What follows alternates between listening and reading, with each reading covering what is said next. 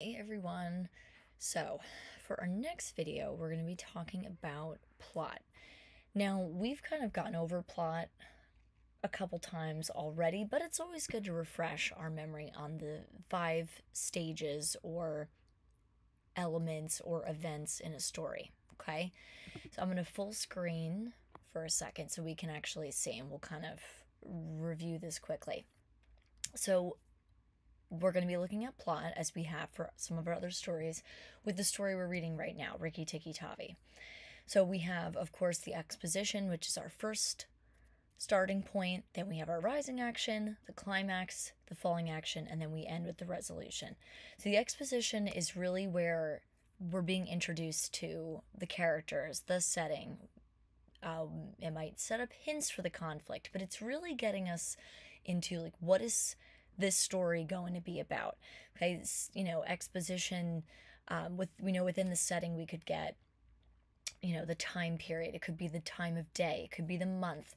All of those things you're going to get in that very opening part of the story. It's where we're just setting the stage. What's going on here? Who are the characters? Where are they? Where are they located? Are they in a school? Are they in a different country? What's happening? Now we have the rising action. Now, I've said this before. I sometimes think it's easier to figure out what the climax is first and then go back and label all the points in the rising action, because once you can figure out what that climax is, pretty much anything between the opening moments in the story and that climactic moment is going to be all the events in the rising action. Those are all the events or moments in the story that are building suspense toward that big moment in the story. It's where the conflict starts to unfold and everything kind of becomes more complicated. Maybe some of the characters start arguing with each other or disagreeing, and then it all builds up to that big blowout that they have. We've all been there with friends where we it starts out great and then we have a disagreement, and then if we harbor all those emotions, it explodes. So I might suggest, so that's what the rising action is. It's all of those, those little tiny moments that are building up. Think of it like a volcano, or in this, this looks like a mountain here. I like to think of it as a volcano. You're at the very bottom of the volcano. Then as you're getting to the top, you're like, okay, it's getting a little warmer here. What's going on? And then you get to obviously, the point of the volcano here. That's the big explosion moment. Okay, so that brings us to the climax. It's the most exciting moment. It's that turning point. Usually, the main character goes through a type of change. They realize something through that climactic moment, okay? I like to think of the climax as if that moment didn't happen, the entire outcome of the story would be different.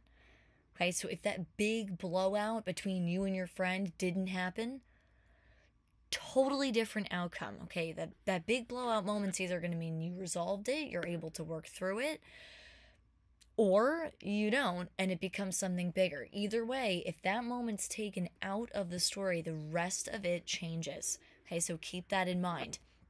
That we have the falling action, once that big moment happens, the suspense tends to ease. The main character, we start to see how they fix that conflict, how they, kind of start to resolve it. And then the resolutions where they tie up all those loose ends. Sometimes there's a twist. I know you guys love a good plot twist at the end, or love a cliffhanger. That can still be part of the resolution, but it's that, we've tied together the plot points of that main story, and then we can shift gears. If you want to leave it on a cliffhanger, you want to start something new, you can shift those gears in the resolution.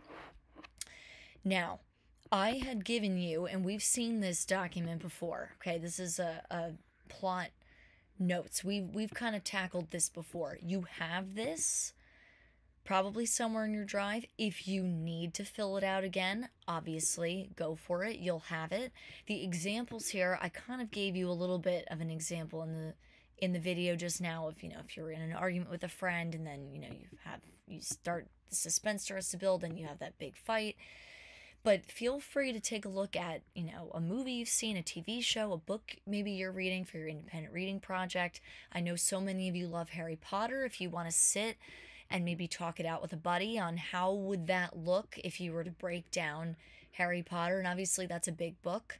So be more general, but if you wanted to use that, I think your example should be something that you know, not necessarily something I know. It should be something familiar to you so that you can use this when you start mapping out. We're going to look at the plot of Rikki-Tikki. At some point, I'm going to have you reorganize all the different stages. I might give you the events and you have to put them together. So make sure that whatever notes you have on here, these are for you.